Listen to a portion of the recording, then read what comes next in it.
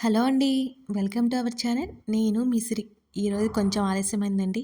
ఇక కథలోకి వెళ్ళిపోదాం. ప్రియనిధన్ని పార్ట్ 55. వదిలేయడం కాదు, అది ఘోరంగా అవమానించి మరీ వదిలేసింది. ఆ పిల్లాడు దీనికోసం మళ్ళీ మళ్ళీ వచ్చాడు. దీని మనసు మాత్రం కరగలేదు. అసలు ఇది ఏం చేస్తుందో దీనికే తెలీదు అంటూ బాధనంతా వెళ్ళగక్కింది నీరజ. అప్పటికే ఆవిడ కళ్ళల్లో నీళ్లు నిండుకున్నాయి. రాహిణి ఏమో దించిన తల ఎత్తనేలేదు. రాహి, చెప్పవే, నోరు విప్పు అంటూ రాహిణి గడ్డం పట్టి తల పైకెత్తింది సోనాలి. రాహిణి కళ్ళల్లో నీళ్లు. ఆమె ఎంత దాచుకున్నా దాగలేదు. అప్పటికే జరిగిందంతా నీరజ చెప్తూనే ఉంది. రాహిణి అలా ప్రవర్తించింది అని షాక్ కొట్టినట్టు అనిపిస్తోంది సోనాలికి. ఏంటి ఇది? ఆంటీ చెప్పేది నిజమా? భయం భయంగానే అడుగుతోంది సోనాలి. రాహిణి రిషిని వదులుకోవడం నమ్మశక్యంగా అనిపించడం లేదు సోనాలికి. అవును, స్థిరంగా చెప్పింది రాహిణి. నోట మాట రానట్టు అలాగే చూస్తుండిపోయింది సోనాలి. అక్కడి నుంచి బాధగా ఆవేదనగా వెనుదిరిగింది నీరజ. చేతిలో ఉన్న జ్యూస్ గ్లాస్ టేబుల్ ల్యాంప్ మీద పెట్టేసింది సోనాలి. ఎందుకే ఇలా చేశావు? ఆంటీ చెప్పినట్టు రిషి మీద నీకు పగంటే నేను నమ్మను. నిజం చెప్పు రాహి, నిజం చెప్పువే.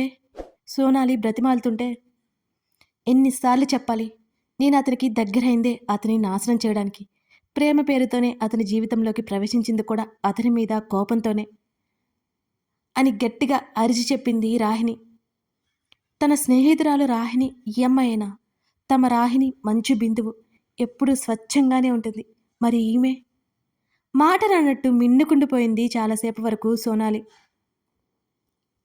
ఇలా మాట్లాడితే ఇంకోసారి నా దగ్గరకు కూడా రావద్దు. నా ఫ్రెండ్వి అని మర్యాదగా చెప్తున్నాను. కోపంగా ముఖం తిప్పేసుకుంటూ చెప్పింది రాహిణి. ముందు సోనాలిని ఇంట్లో నుంచి బయటికి పంపించాలి. ఆ రిపోర్ట్స్ ఆమె కంట ఎక్కడ పడతాయో అని భయం భయంగా ఉంది రాహిణికి. అందుకే అంత కఠినంగా మాట్లాడుతోంది.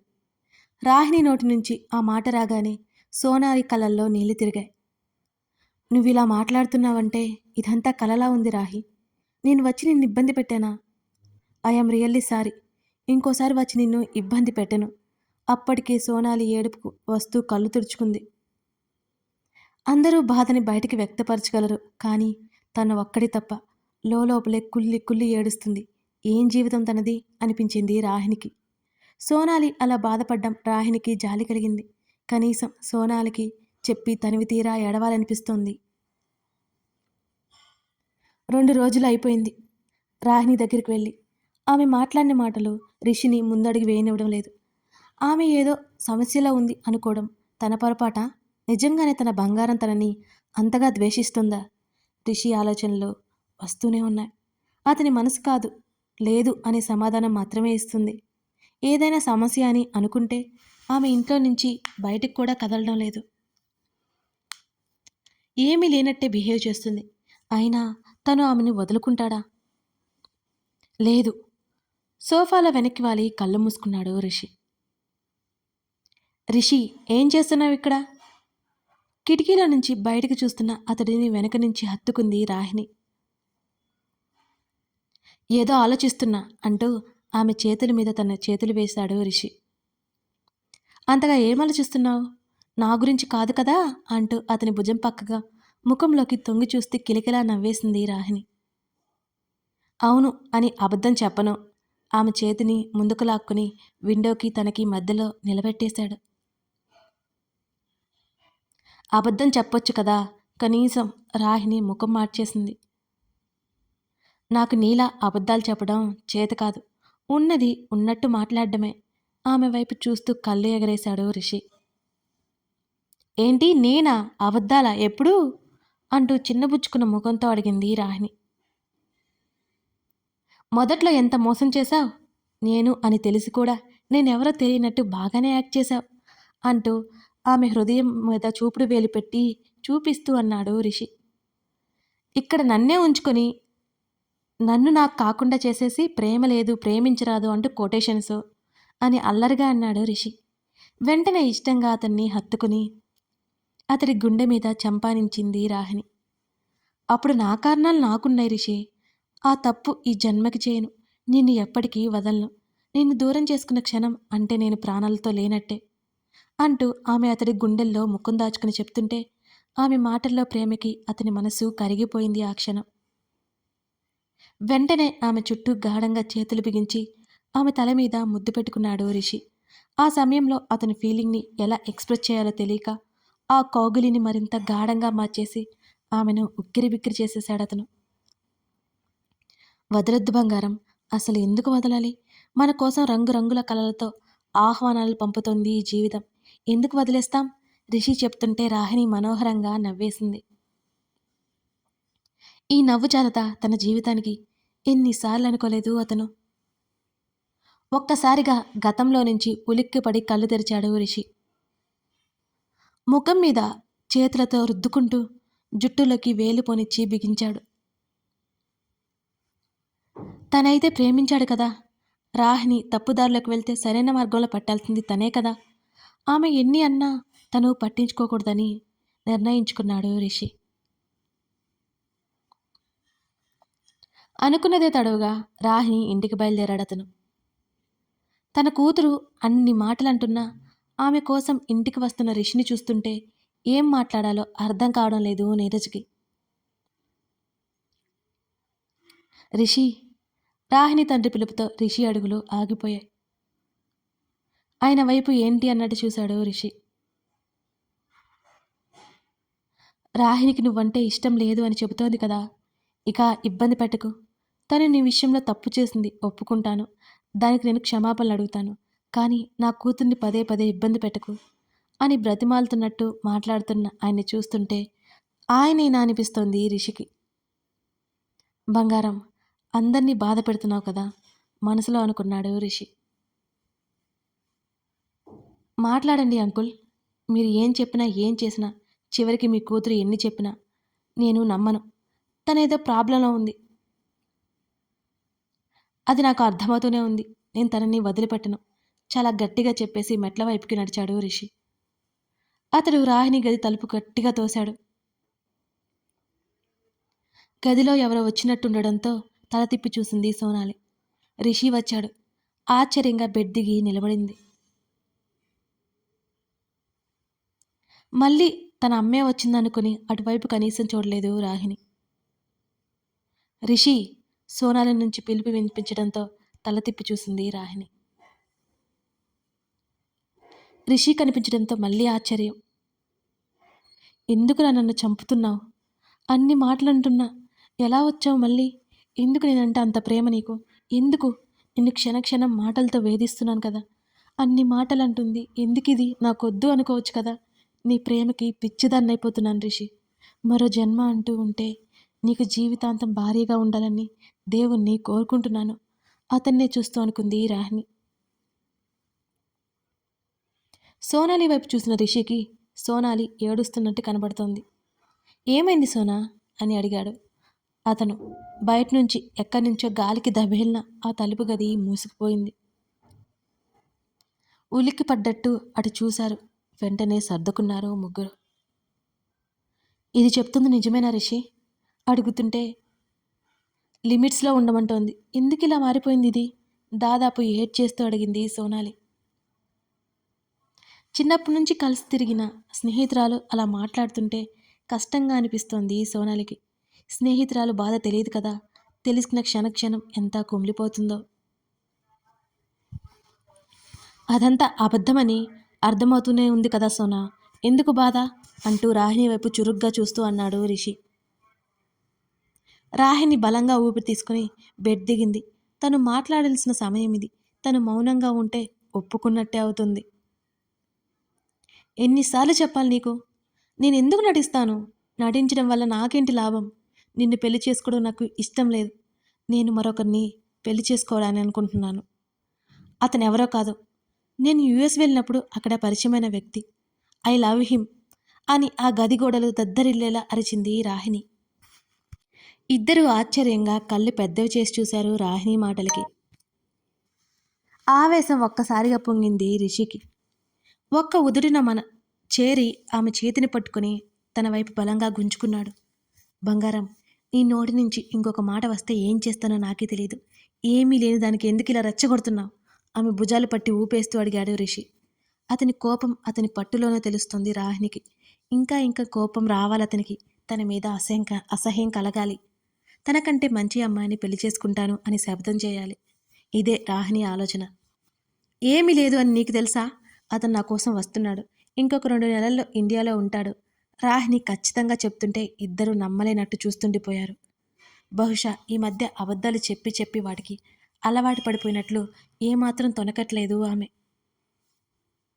బంగారం అంటూ మెల్లిగా పిలుస్తూ ఆమె చెంప మీద చేతిని పోనిచ్చి, ఎందుకిదంతా చేస్తున్నావు బంగారం? ఒక్కసారి నీ సమస్య ఏంటో చెప్పి చూడు అంటూ ఆవేదన నిన్న స్వరంతో అతను అడుగుతుంటే చిప్పిల్లుతున్న కన్నీళ్లను ఆపడానికి అన్నట్టు గట్టిగా కళ్ళు మూసుకుంది రాహిని. అతని చేతులు విసిరికొట్టింది. తన దుఃఖాన్ని తమాయించుకుని అతని వైపు చూసింది. ఏం లేదని ఎన్నిసార్లు చెప్పినా నువ్వు నన్ను వదలవా? ఇలాగే నన్ను చంపుకు తింటూ ఉంటావా? ఏం కావాలి నీకు నా నుండి? చివరికి నా శరీరాన్ని కూడా నీకు ఇచ్చేశాను కదా. ఇంకేం కావాలి నీకు? ఇంకా 4 రోజులు రావాలి నీ దగ్గరికి, సరిపోతుందా? ఆమె ఆవేశంగా అరుస్తుంటే రాహిని మాటలకు సోనాలి నిర్ఘాంతపోయింది. రాహి! సోనాలి గొంతుల నుంచి అస్పష్టంగా మాటలొస్తున్నాయి. రిషికి ఆవేదన పోయి క్రోధం బయటకొచ్చింది. వెంటనే ఆమె భుజాలు పట్టుకుని తలుపుకి ఆనించేసి, అవును, కావాలి నువ్వు. 1 గంటనో, 1 రోజో, నెలో, 1 సంవత్సరమో కాదు. నా లైఫ్ లాంగ్ కావాలి నువ్వు. నువ్వంటే నువ్వు మొత్తం. అర్థమవుతుందా? ఇలాగే ద్వేషించు, ఇలాగే అసహించుకో. అయినా సరే నా దగ్గరే పెట్టేసుకుంటాను లైఫ్ లాంగ్ అంటున్న రిషి చెంప మీద కొట్టేసింది రాహిని. అప్రయత్నంగా సోనాలి చెయ్యి ఆమె నోటి మీదకి వెళ్ళిపోయింది రాహిని ప్రవర్తనకి. అంత ఆశ్చర్యపోయింది. తనకెదురుగా ఉన్నది తన స్నేహితురాలు రాహినియేనా అని సోనాలికి అనిపిస్తుంటే, తను ప్రేమించిన తన బంగారమేనా ఇలా మాట్లాడుతుంది, ఇలా బిహేవ్ చేస్తుంది అని కొన్ని కోట్ల సార్లు అనిపిస్తోంది రిషికి. కోపం వచ్చిందా? నువ్వన్నట్టు నాకు 4 రోజులు సరిపోదు గట్టిగా అన్నాడు రిషి ఆమె ముఖానికి పక్కకు పెట్టుకుని తలుపు మీద పిడికిలతో గట్టిగా కొట్టేస్తూ. ఆ దెబ్బ ఏదో తన మీద పడ్డట్టు రాహిని గట్టిగా కళ్ళు మూసుకుంది ఉలిక్కిపాటుగా. ఛీ, అసహ్యంగా లేదు? నాకు వేరే వ్యక్తి ఇష్టం అంటుంటే ఇలా మాట్లాడడానికి? రాహిని ముక్కు ఎర్రబడిపోయింది. వేరే వ్యక్తి ఇష్టమైనప్పుడు నాతో ఎందుకు శరీరాన్ని పంచుకున్నావు? ఆ కోపంలో నోటి వరకు వచ్చిన పదాన్ని మింగేశాడు రిషి. అక్కడ సోనాలి ఉంది. రాహిని అవమానపడుతుందేమోనని ఆగిపోయాడు చివరి నిమిషంలో. అప్పటికే అతను మాట్లాడిన సగం మాట ద్వారా విషయం ఏంటో రాహినికి అర్థమైంది.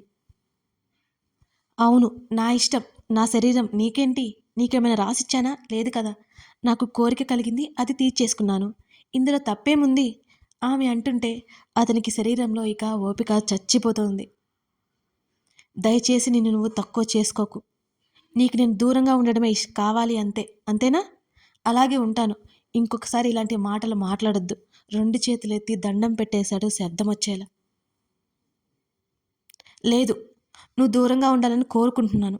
నాకేదో ప్రాబ్లం వచ్చి కాదు, నాకు అనిపించింది. ఇక నుంచి అయినా నా జోలికి రాకుండా ఉంటే మంచిది. ఆమె చెంప పెట్టినట్టు కొట్టినట్లు మాట్లాడుతుంటే గట్టిగా ఊపిరి తీసుకుంటూ ఆమె నుంచి దూరం జరిగే ఆ భరించలేని బాధను మోయలేక లోపల దాచుకోలేక అవస్థలు పడసాగాడు రిషి. ఆ మాటలన్నీ వింటున్న సోనాలికి వాళ్ళు ఎంత దగ్గరయ్యారో అర్థమవుతున్నా రాహిని మాటలు వింటుంటే బాధ, కోపం, ఆవేశం అన్నీ వస్తున్నాయి. తప్పు చేస్తున్నావు రాహి అంది సోనాలి. ఒకవైపు రాహిని అంత అవమానంగా మాట్లాడుతున్న రిషి ఇంకా ఆమె సమస్య ఏంటో అని దిగులు పడుతున్న విషయం సోనాలికి అర్థమైంది. నేనేం చేస్తున్నానో నాకు తెలుసు. నువ్వు చెప్పాల్సిన అవసరం లేదు. నా జీవితంలోకి వేలు పెట్టడానికి ఎవరు మీరంతా? నాకు అతను నచ్చాడు, అతనితో గడిపాను, ఇప్పుడు ఇష్టం లేదు అంతే. చాలా కఠినంగా రాహిని మాట్లాడుతుంటే, ప్లీజ్ దయచేసి ఇక ఆపే, వినడానికి అసహ్యంగా ఉంది. చిర్రున ఆమెను చూస్తూ గట్టిగా అరిచాడు రిషి. వినడానికి వారికి అలా ఉంటే ఆ మాటలు అనాల్సి వస్తున్న ఆమె గుండె ఎంత రంపపు కోతకు గురవుతుందో అతనికి తెలియదు కదా. ఆమె లోపల ఆవేదన ఆమెకు మాత్రమే తెలుసు. నిజం చెప్తే ఇలాగే ఉంటుంది. మీరిక నా లైఫ్‌లో ఇంటర్ఫియర్ చేసుకోకపోతే మంచిది. ఇద్దరిని చూస్తూ చెప్పింది రాహిరి. ఏం చేయాలి సోనా? ఏం సాధించడానికి ఈ పిచ్చిది ఇలా మాట్లాడుతుంది? చెంప పగలగొట్టాలన్నంత కోపమొస్తోంది. అతడు ఆవేదనగా ఎర్రబడ్డ కళ్ళతో చెప్తుంటే బాధేసింది సోనాలికి కూడా. నీకు హక్కు లేదు అంటున్న రాహిణి మాటలకి సోనాలి ఇంకేం మాట్లాడగలదు. ఇప్పటివరకు నా స్నేహితురాలుగా ఉన్నందుకు చాలా చాలా థ్యాంక్స్. నీకేమైనా అవసరం వస్తే తప్పక కాల్ చేయడం మర్చిపోవద్దు. నీకు నేను అవసరం లేకపోవచ్చు, కానీ నిన్ను వదులుకోవడానికి నేను సిద్ధంగా లేను అంటూ ముఖానికి చేతులడ్డు పెట్టుకుని గట్టిగా ఏడ్చేసింది సోనాలి. వాళ్ళు త్వరగా వెళ్ళిపోతే తన బాధనంతా తీర్చేసుకోవాలి అనిపిస్తోంది రాహినికి. నిర్లక్ష్యంగా ముఖం తిప్పేసుకుంది. రిషి రాహిని దగ్గరికి వచ్చేశాడు. వెళ్తున్నాను బంగారం. నీ జీవితంలో నేను అవసరం అనిపిస్తే తప్పక కలు. నేనున్నానని మర్చిపోవద్దు. నీ జీవితం మొత్తం అనుభవించి అలసిపోయిన తర్వాత అయినా నీ కోసం ఉంటాను. అతని మాటల్లో ఆమె గుండెకి గుండు సూదుల్లా గుచ్చుకుంటున్నాయి, దిగిపోతున్నాయి. అతడు ఇంకొక క్షణం అక్కడ ఉండలేకపోయాడు. వెళ్ళిపోయాడు బయటికి. వస్తాను. సారీ సారీ, నేను రావడానికి ఇష్టం లేదు కదా. నీకు నన్ను చూడాలనిపించిన, మాట్లాడాలనిపించిన తప్పకరా. ఒకవైపు ఏడుస్తూ కళ్ళు తుడుచుకుంటూ వెళ్ళిపోయింది సోనాలి. వాళ్ళు వెళ్ళగానే రెండు చేతులతో తలుపులు మూసేసి కుప్ప కూలిపోయింది రాహిణి. ఆమె ఏడుపు శబ్దం ఆ గది లోపల తిరుగుతోంది. ఆమె అలా ఏడుస్తుంటే ఆ గది గోడలు కూడా బిక్కుబిక్కుమంటూ చూస్తున్నాయి. ఆమె హృదయ విదారకమైన ఏడుపు చూస్తే ఎవరి గుండె అయినా నీరు అయిపోవాల్సిందే. అప్పటికప్పుడే చచ్చిపోవాలనిపిస్తోంది రాహిణికి. కానీ తను పోతే రిషి ఏమైపోతాడు? అప్పుడు ఆ విషయం తెలిస్తే అతను భరించలేడు. తను ఎలాగ అతన్ని దూరం పెడుతుండాలి. అప్పుడే తన మీద విరక్తి పెంచుకుంటాడు రిషి. రిషి లైఫ్లోకి తప్పకుండా తనకంటే మంచి అమ్మాయి వస్తుంది. అతన్ని ప్రేమగా చూసుకుంటుంది. మెల్లిగా బెడ్ మీదకి చేరి టాబ్లెట్స్ వేసుకుని కబోర్డ్స్ దగ్గరికి వెళ్తుంటే కళ్ళు తిరిగినట్టు అనిపించి ఆ రిపోర్ట్స్తో సహా టాబ్లెట్స్ నేల మీద పడిపోయాయి. వాటిని త్వరగా తీయాలి అనే నెపంతో కిందకి చూస్తున్న ఆమె కళ్ళు తిరిగిపోతున్నాయి. తల పట్టుకుని గట్టిగా కబోర్డ్స్ని పట్టుకుంది రాహిణి. ఆమె ఎక్కడ కింద పడిపోతుందో, ఆమె తలకి ఎక్కడ దెబ్బ తగులుతుందో అనే భయంతో కబోర్డ్స్కి ఆనుకుని కష్టంగా నిలబడ్డానికి ట్రై చేస్తుంది. అయినా నిలబడ్డం ఆమె వల్ల కావడం లేదు. ఆమె నేల మీదకి చేరుతుండగా రెండు చేతులు ఆమెను గట్టిగా పట్టేసుకున్నాయి. కథ కొనసాగుతోంది. ఇప్పుడు అక్కడికి వచ్చింది ఎవరై ఉంటారు? రాహిణి గురించి అందరికీ తెలుస్తుందా లేదా? గెస్ చేసిన వాళ్ళు కామెంట్లో తెలపండి. ఈ కథ నచ్చితే తప్పకుండా లైక్ చేసి అలాగే సబ్స్క్రైబ్ చేసుకొని మీరు సపోర్ట్ చేస్తారని నేను భావిస్తున్నాను. Thank you for watching this video. మరో ఎపిసోడ్తో మళ్ళీ కలుద్దాం.